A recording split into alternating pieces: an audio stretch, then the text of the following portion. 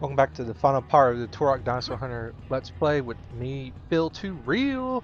So, this last part, these little red things off the side, they're booby traps, so make sure you set them off prematurely. Walk in the front of them, and then set them off, and then back up real quick, and you should be able to avoid them. I might not have said that in the previous part, but like right now, we're in the final stretch of the game. They're going to start to throw a lot of the Guardian robots, aliens, the cyborgs especially. And the aliens and the cyborgs, well, especially the aliens, I don't think the cyborgs will auto respawn, but the aliens for sure will respawn, so make sure that you kill what you need to kill and then just get out of there. I do tend to have a little bit of fun here, but I started realizing this towards the end of the part, but yeah. So right here you can take out this alien, take out this other alien, you get another quad missile launcher here, which is nice because, you know, rockets are a fun thing to use. Full health there if you need it, but fortunately we won't need it. So we're going to continue here, we're going to go down the other path, and we are going to snipe this sergeant, I believe, right here. And we're going to recover all this plasma that I'm just shooting at it, which is very nice. Which makes me think these cells give you 50. Yeah, they give you 50, I think. Unless they give you a flat 100, which is amazing, but okay. So we're going to just take out all these cyborgs. And I don't know if that sergeant took out the his underling, or I did, I'm not sure, but they're going to start just throwing all these cyborgs at us, and especially the sergeants. They're going to spam these sergeants, which is both a good and a bad thing because they're a source of constant ammo for the pulse rifle, alien weapon if you decide to use that, which I don't, and particle accelerator, which I don't use that as well, but they'll also start throwing a lot of explosive shells, a lot of grenades at us, so that way we can use it. But certainly, if you don't want to fight all these enemies, the ones that are in dead ends, you can just avoid them. Just don't follow the exact same path I am. But yeah, right here, I was talking mess about the alien weapon. I'm over here trying to use it, but as you can see, 2 blasts were not enough to kill that sergeant. So we're gonna go with the good old grenade launcher. Good old happy grenade launcher. So take it out, get some energy cells. And you want to get away from that alien weapon because the alien weapon just blows. Take out that one, get more explosive shells. Avoid that sergeant. We can take out this guardian robot here. And then now we're out of tech armor, so now we're playing with a health pull. So you want to make sure you be a little bit careful here. But that'll give us plenty of explosive shells, and there'll be 12 rockets right here to the side. So if you want to go and use a rocket launcher, have a little fun with it, like I'm about to, feel free to do so. And I'm going to miss like a pro right there. Maybe I did hit it, I don't know. But there we go, he's gone. I'm going to avoid that alien. The alien gets to live another day. Get some grenades. Set up the beam trap successfully, unlike me, and you can avoid it, but I didn't do that. And right there, I'm going to use the minigun, which I should have done from the very beginning to pick up the alien. And if you want to, you can actually go to the very top here to avoid this whole section. The only purpose of this section, in my opinion, is just to get the fusion cannon up top. You don't have to go here. I was thinking this is the way to go to get out of here, but it's actually not. You can use explosive shells here to take out these mooks, the aliens, and then you'll be okay. There'll be aliens up top, so if you go this way, make sure you pick them off. And that's a sergeant, so you can kind of like snipe them from a distance with your pulse rifle, maybe a quad missile launcher. That would be especially helpful. And really, since there is a fusion cannon here in the middle, at least I think it's a fusion cannon, you could shoot a fusion cannon here into like this area right here. You take out all the mooks, take out all the guardian robots. It may take out a good amount of them. It may not take out all of them, because even though it is a huge explosion, it's not going to take out the entire room, ironically enough. So that looks like a fusion cannon to me. So I'm gonna get some explosive shells. We're going to avoid that guardian robot, and then we want to, I guess one thing that's good about being here, you can get grenades, and there's a tech armor behind us, so we can go ahead and refill our tech armor. That way we don't start taking health damage, and the aliens are going to self-destruct because, you know, why not, right? So we're going to jump up here. We're going to go to the very top. This is actually the way you need to go to get out of here. So I'm going here. This section I spent way too long in, so I would just kill the aliens, kill the cyborgs, just run. Don't even bother with the guardian robots. It's just a waste of ammo. Unless you just want to have fun, which, you know, hey, go have fun. It's the whole point of this game, right? So we're gonna come off though. We're gonna have fun. That's what he's thinking. So, and one thing I just noticed, listening to this playback, I never realized these guardian robots talk. normally I take them out really quickly, and I'm too in the moment to actually listen what they're saying. But they say target acquired, so that's pretty neat. Things you learn when you're watching this and play that. So we're gonna just continue taking all these mooks, and then we are going to continue onward. And there's some explosive shells here, which are very nice. Again, they're very destructive, very nice. There's a backpack there, which would be very nice for the boss fights. Here, I could have just went all the way to the left to avoid all this. But as you can see here, they throw a lot of explosive shells. I think all those explosive shells right there are 20, so that would top you off from explosive shells. We're going to go in here. There's going to be another alien. I should have shot it with the rockets, but I didn't. So I'm going to take out the pulse rifle. We're going to swim with air quotes up to the top. The other two doorways are sealed. You can't go in there. And this is the final stretch right here. And right here, I don't die, but I can most definitely feel the tension in the air because I'm deciding to risk my life for a small, measly, maybe like 10 health altogether before I realize, oh, hey, this ain't very smart. So I'm going to snipe this alien, or sergeant. I think it's an alien. Yep, sounds like an alien. So we're going to take out that alien, continue onward. There's going to be some more sergeants that are going to turn in the corner, I believe. There's one right. No, it's an alien. There's some more cyborgs here. No sergeants. Take out these aliens. There's a sergeant directly across, so I may not have been immediately lined. And both the left and right side of this room, they have ammo stockpiles. I'm going to go in the left one, which has a guardian robot. Don't fall in that hole. I don't know if there's a way to get back out of it. But if you do, I would just presume it's an instant kill for all intents and purposes if you can't get out. There's plenty of ammo here. There's explosive shells, there's rockets, there's ammo for your minigun, a backpack. I would presume it's on the other side as well, but I'm going to avoid it. I decided not to do it, so I'm going to go up the elevator. And this leads us to Thunder. And of course, the campaigner decides to find his inner predator from the sci-fi movie and hang his bodies. He doesn't skin him though, like the sci-fi monster. But anyways, this is Thunder, the giant T-Rex we hear yelling. And so you want to use the fusion cannon, but you also want to use the fusion cannon a little bit smart. You aim it towards the ground, it'll hug the ground. If you can get it to explode right underneath him, he'll take a lot more damage than if you just shoot it like directly at him, I find. And when he's stunned, he's like shaking off the damage or shaking off, I guess, his skin. You really do lay some hurt on him with the rockets, which I end up doing that to his boss, I guess his owner, not his boss, the campaigner, with the Chronospector. But keep moving. You do not want to get chomped at. You do not want to get breathed on. His fire breath attack, you don't want to get hit by it like I am. It does hurt quite a bit. The chomp hurts even more. He'll try to hit you with his tail. And if he misses, then of course it's going to send out a shockwave. I'm using the minigun here. You can use any kind of heavy weapon. Like let's see, the explosive shells are nice, of course. They always do a lot of damage. And you shoot 20 of them at once, you'll do a lot of damage. Rockets are nice. Of course, I think I'm out. I believe I'm out.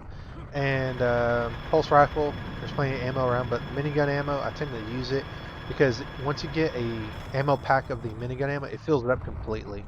So that's why I'm sticking to it. And just rinse and repeat. You should go down relatively easy. And of course he lets out his death cry, kind of screeches a little bit, and then he falls down and gives up the ghost. Boom. And of course we get our last Turok knife dance, which, my goodness, the model. I still think to this day that model's very funny, even back then. That's our last Chronospector piece, as I promised. We didn't forget it. It's literally right in our path. If you choose to avoid it, you choose to avoid it and avoid getting the best weapon against the campaigner. So they really want you to have every gun before you fight the campaigner. So they throw you every single gun in the game. With the exception, of course, the Chronospector. You should have all the pieces by now. And the fusion cannon and the shockwave weapon, they are absolutely useless against the campaigner. In the Nintendo 64 version, if you used either weapon against him, he basically just stole the weapon from you, or your weapon just disappeared from your inventory. But in this game, it just does absolutely nothing to him. As you see, I'll shoot the fusion cannon at him, and when the explosion happens, he fizzles. So see how it just kind of like boop, just fizzles. So don't use it. Use the Chronospector. This will be our campaign killing weapon. So shoot at him, but back up. And when you shoot that thing out, it's going to cause a huge explosion. At best, it will do some damage to you. At worst, it will kill you. So make sure you use the Chronospector and the rocket launcher. When he's doing that little pose where he's like on the ground stunned, that's your opportunity to lay a lot of damage on him with the quad missile launcher. So right there, when he's like blowing off, you know, his skin like he's a Terminator, just shoot your rockets at him, and then it automatically switched me to the particle accelerator. So I'm like, oh yeah, I remember. Let's go and show the particle accelerator. You shoot him with it, it does absolutely nothing. Now I'm going to finish him off with the Chronospector. So boop, he's gone. Now I made a little bit of an oopsie right here when I beat him the first time, but I'll talk about that here in a minute. But he's going to get back up and say, I ain't heard no bell yet, and then he blows up one more time and falls down. Boop! There goes the bell. So right here where Turok starts doing the pose where he's looking around, I had to actually play this game again because the game, I accidentally skipped this whole sequence, so I had to replay this section. Thank goodness I saved before. And then Turok gets the heck out of Dodge before this whole place goes up with him in it. So we're going to get this amazing sequence where he runs away from the explosions. Can you hear the sarcasm in my voice? I mean, I still like it, but my goodness, 20 plus years hasn't aged this game very well. But he's going to jump gracefully, and then he's going to land in the water. And then he's going to watch the whole fortress explode behind him. And that's the end of our game, folks. That is the last of Turok Dinosaur Hunter. Of course, we're going to get the credits. I'm going to talk a little bit because, you know, I like to ramble during the credits. So, what did I think about the game? The game is still as fun as I remember it in, gosh, was it 97 or 96 as the game came out? Anyways, it's late 90s or maybe early 2000s, but I think it's late 90s. But I still remember it as fun as I remember it when I played it back in the day. It is a lot better now because, hey, Night Dive Studios did an amazing job remastering this game with keeping it faithful to the Nintendo 64 version. And I really love what they did with Turok 2, and we got Turok 3 Shadows of Oblivion coming out soon here in the future. I'm looking forward to getting that game and playing it for a channel. And this is probably my second favorite game of the trilogy, the Nintendo 64 trilogy. Turok 2 is my favorite just because it basically upped everything, like not tenfold, but in my mind tenfold. But a lot of my favorite weapons are still in Turok 1. The grenade launcher for sure is still my favorite weapon. The minigun is a close second with the quad missile launcher, but the quad missile launcher beats it out by a little bit. But Turok 2, I really like what they did with the story. The story kind of is told for you through the interactions with the other person that's in the game, Adol. No, not Adol. Adol's from East, but anyways. So I really like the story in 2, and the story in 3, from what I remember, is pretty good. But that is the one I played the least. I only rented it maybe twice when I was younger. I'm still young, but I digress. But Turok 2 is just phenomenal. I mean, let's go back to Turok 1. I'm gushing too much about Turok 2. We're not even there. But the enemies, I'm playing it on normal. I'm not playing it hard, so some of y'all are hoping I play this on hard. I'm not very much one for super doing the difficulty just for an added challenge factor. I just want to have fun. But you could, of course, take what I'm doing here and apply it to hard mode, and then just remember that the enemies take more damage, and then they deal more damage, right? But yeah, the music's phenomenal. My favorite tracks are still The Ruins and Treetop Village. The Lost Lands up there. The Final Confrontation's a pretty good track, and the other ones are, they're And it looks like Thunder didn't actually die. We just probably knocked him out. He probably like rebooted like the Terminator at the end of Terminator 2, which is also my favorite movie of all time. No, hands down. But yeah, so we're gonna finish. We're gonna finish well, we're gonna move on to another 2D side scroller. We're gonna move on to Mega Man 1. This is actually my second time recording this, and And honestly, I really wanted to play. I really wanted to play Mega Man 3 and going 4, 5, and 6 and so forth. Because Mega Man 1 and 2, Mega Man 2 is a classic, and some people say it's the goat of classic Mega Man. But for me, it's gonna be Mega Man 3, and it's tied between 3 and 4. Honestly, 4, I love it a lot because that's what actually that's the first Mega Man game, classic Mega Man game I played. My very first Mega Man game was Mega Man 4, then Mega Man Legends. But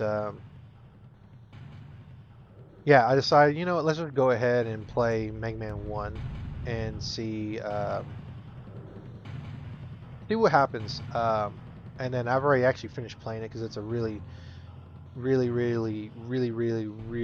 short game. Uh, so, you know, it is going to be maybe 2 parts at the most. And again, uh, we'll see where that goes from there. If I like the way it goes, then, you know, I might play them in order. I really I really want to play them in order, but another part of me is like, nah, I don't really want to play them in order. But we'll see how it goes. But back to Turok Dinosaur Hunter. We still got about like maybe a solid 3 minutes left in the game before it cuts. But yeah, I plan to do Mega Man, and I want to lean and pivot a little bit and play another Capcom game. I want to play some of the Resident Evil games, but I also want to play Onimusha that just came out. Not came out just now, but I just saw it and I got it off Steam, and I really want to play the game. And I know it doesn't have the original soundtrack because of uh, the composer from the original version of it, for lack of better words, plagiarized the music. But you know, plagiarized or not, the soundtrack was amazing in the first one from the PS2 and Xbox version. Genma Onimusha. There we go. And then I have a big love and a big fascination with the Sengoku Jidai era in Japan. It's one of my favorite eras in history to study. But uh, but yeah, um, what else? After that, we'll see. So right now, I'm just playing on Mega Man 1 and then Onimusha, and then we'll see from there. After that, I'll probably end up playing a Sonic game. Maybe Sonic 1, 2, 3. Maybe I'll just skip ahead. Get to my favorite one, Sonic 3 and Knuckles. We'll see. Because I got the Sonic Origin collection now. So I already found out how to mod Sonic 3 and Knuckles to have the original music. So that's great. I don't have to deal with the new remastered tracks, which, you know, they're good, but they don't fit with the levels they were put in. But yeah. So what else? Hmm. Well, I do I do want to say to Night Dive Studios, keep up the fantastic work. Turok 1, absolutely fun. Turok 2, I played it at least, I want to say at least 3 times already. Um, much more than Turok 1. Um, so I'm looking forward to that. And then Turok 3, I forget who the main characters are in Turok 3. I think it's Danielle and Joseph, because Joshua is the main character in 2. But I remember the 2 times I played Turok 3 Shadows of Oblivion, I used Danielle for the first playthrough, and I remember beating it with Danielle. And then with Joseph, I got like a little bit through, and then I was like, yeah, it's alright, but I don't really enjoy it as much as Turok 2. So I'll probably end up playing it with Danielle, and if I do like it enough and want to play it again all the way through with not Joshua, with Joseph, I'll probably do that. I won't do it back to back. I'll probably do it later. Um, but let's see. And then I saw that Night Dive actually remastered Blood, which is a classic first-person shooter like Doom. So I want to try to get that and play it maybe. I remember playing that long time ago in the galaxy far away. But yes, that's the end of our Turok Dinosaur Hunter Let's Play. So it's game over, so that's the end of the game. And thank you for sticking it out with me, guys. If you like this video game, give it a like, give it a share, show Night Dive Studios some love, and consider buying this game. It's a really, really amazing game. And don't worry, they didn't sponsor this. No one's ever sponsored me either. But yeah, I'll check in. I will. I'll catch you in the next one, guys. Later. Bye.